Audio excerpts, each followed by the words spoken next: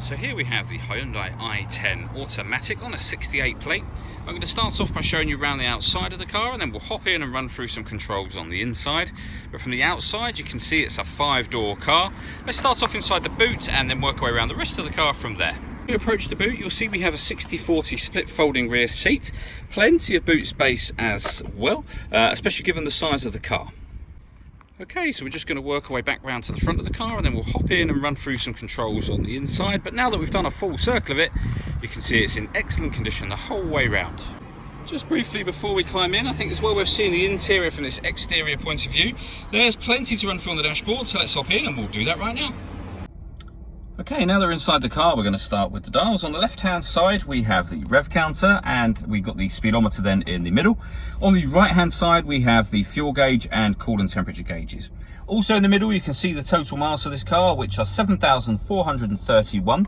You can change the information displayed above that using buttons on the steering wheel for various different bits of trip computer information. If we back out to the steering wheel, the buttons I was using just a moment ago are here.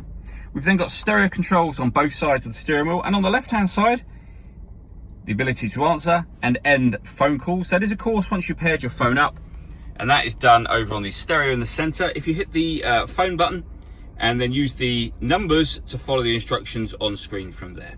When it comes to the radio, we have DAB, FM and AM, as you can see. If you want to listen to your own music, you can do. You can do that by hitting the media button. Nothing is connected at the moment. By connected, I mean you can connect up a USB device and an auxiliary device as well. And then the main volume for the stereo is just over here. Beneath that, we have the air conditioning. So you can select the temperature, fan speed, direction of the air. This button will turn the air conditioning, in this case, off or back on again. You can recirculate the air that's in the car. That's a great way of heating it up or cooling it down quickly, depending on the temperature you set here. Underneath that, we have auxiliary and USB inputs, as well as a 12-volt charging socket, and then the gear lever for the fully automatic gearbox.